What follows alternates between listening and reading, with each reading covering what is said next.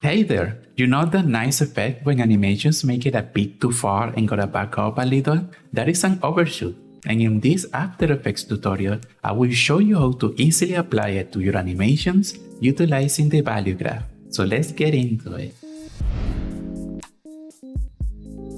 Hey there! So let's animate this light bulb coming out from the bottom so that way we can overshoot it and make it settle in the middle. I'm gonna show you how to do it right now. So first, I'm gonna bring out this layer's position by selecting it on the layers panel and pressing P. You can also bring out the rotation, scale, or opacity by pressing R, S, or T respectively. So I'm gonna press P, keyframe the position by clicking the stopwatch. This is gonna be the final state, so I'm gonna drag this keyframe forward so it ends in that position. And I'm gonna drag it down by holding Shift on my keyboard so I can move it on a straight line instead of just floating around, you see? So I'm gonna drag it down. There it is. I'm gonna easy ease these keyframes by pressing F9 with the default easing. And there we have a simple animation just coming out from the bottom. Now, how do we overshoot this?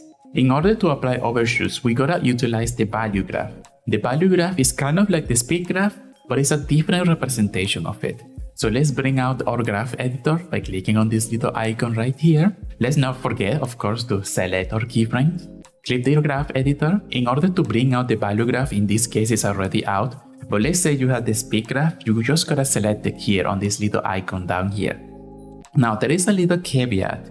In order to use the value graph, you have to separate the position's dimensions. As you can see, I cannot do anything with these keyframes. There is no handles.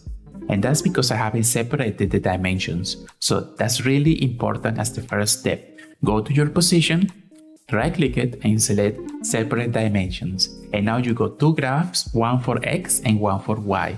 Because we don't have any animation on the X value, I can just disable those keyframes by clicking the stopwatch again. And now we don't have any X animation, just Y. And here, let me bring this back to the default easing by clicking F9 again, and there we have it. There is our default animation that we just did.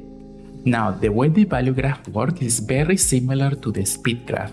You got these handles and you are telling it where to favor the animation and the movement. The flatter the curve is, the slower it will be. So in this case, it's gonna start slow. And to showcase that, I'm gonna drag this really forward so it gets really flat, and as you can see, it takes a lot of effort to get out of the bottom, right? Because you are making it start super slow and speed up really quickly near this area right here. Because the more vertical the curve is, the speedier it becomes. If I drag both of these handles to the middle, you can see it gets really inclined right here in the middle, but it's really flat on the edges. So it's gonna speed up in the middle, just like on the speed graph here. See? And if we switch up back to the speed graph, you will see it has the peak right here in the middle, just like the value graph. So it's not difficult at all to understand. You just move the handles where you want the speed to be favored, and that's pretty much it. Like in this case, I can make it shoot out really fast by dragging this handle and making it vertical in the beginning. See? It shoots out super quickly and slows down near the end. A very cool effect, and I actually think this is the one that I would use if I was doing this animation for my own. So how do we add an overshoot? In the value graph, this is a visual representation of the values of the keyframes. If you drag this keyframe down, it's not gonna start on the bottom of the composition, but it's gonna start in the middle because you are altering the value physically. And the same thing here, it ends in the middle, but if you drag it even downward, you are making it even more of an extreme animation, but it's going even higher and higher. So what we want to do is to add an extra keyframe close to the end of the animation that is gonna be the overshoot, so it's gonna be going too far. So we gotta add another keyframe close to the end. So let's add it, for example, here on 26 near the 1 second mark. And to add another keyframe, you hold Control or Command on your keyboard and your mouse will become a pen tool. Just click the curve And there you have it. You got an extra keyframe. How do we make it so this keyframe goes a little bit too far in the animation?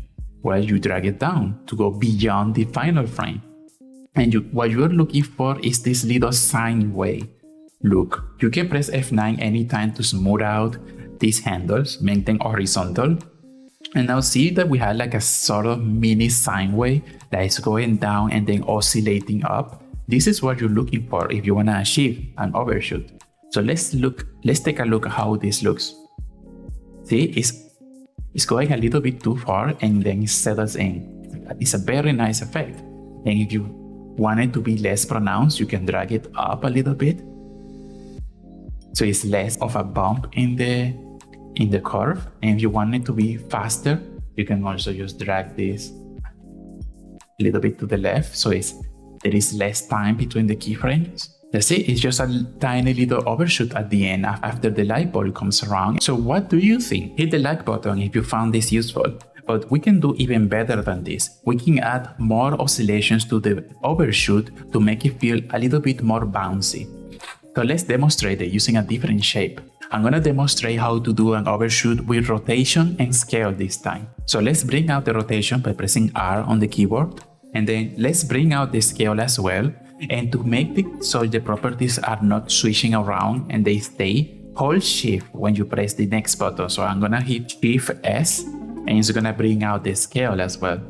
And now I'm going to animate it. So let's create a keyframe for rotation and scale.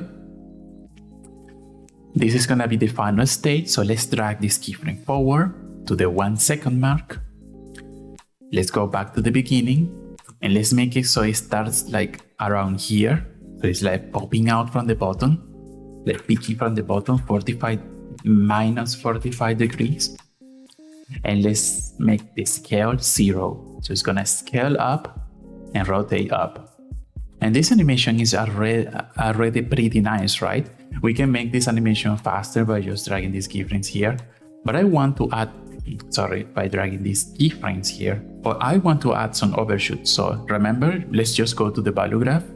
We know the steps. Here we have the graphs for the scale and rotation. Let's start with the rotation. Let's add a keyframe close to the end, in this case on 20 here. Add an overshoot and drag it up, looking for that sine wave shape. Bring back to the default easing. Let's take a look how it is. It's already pretty nice. See, it's going up and pew. Right at the end, very subtle. But let's add another extra bounce to it. So let's go even closer. Let's go here, which is 2 keyframes away from the end. Let's add another keyframe with the pen tool and this time drag it down so it goes a little bit too far in the other direction. And then nice, even out the curve with pressing F9. And let's see how this looks.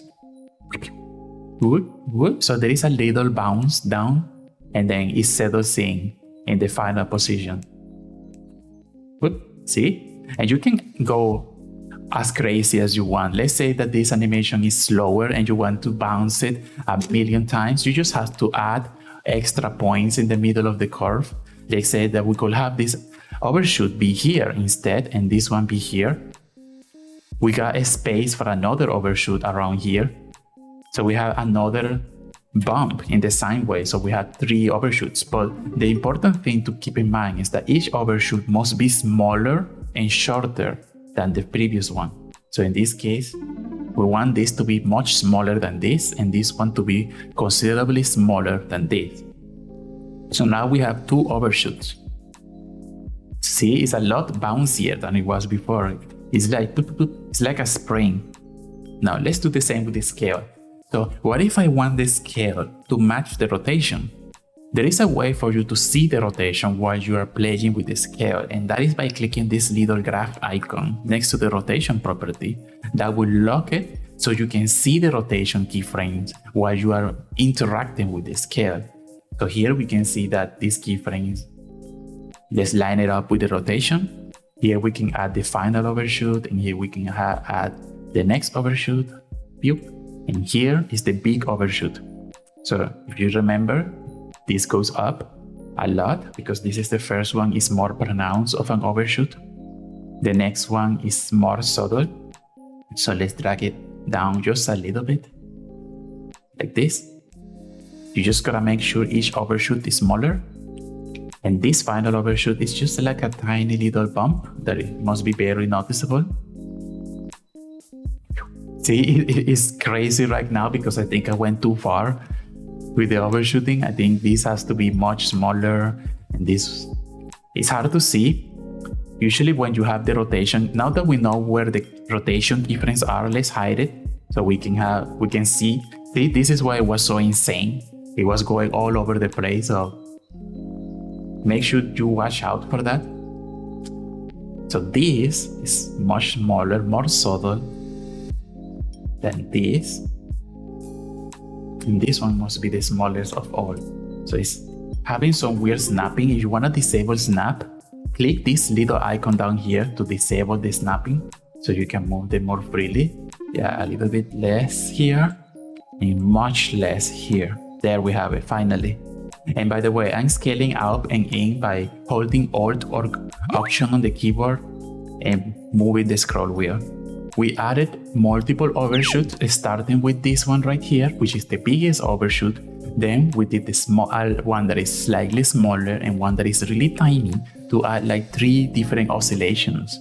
So just remember and make sure that the points that you're adding are close to the end because you want it to be subtle, like it's overshooting just a little bit, like in this heart message, for example. Just gonna do it really quickly. I'm just gonna add 1 overshoot. So here close to the final keyframe, I will add a point, drag it up, make it nice, and that's pretty much it. Just a tiny pew. And let me do the same with the scale. Pew.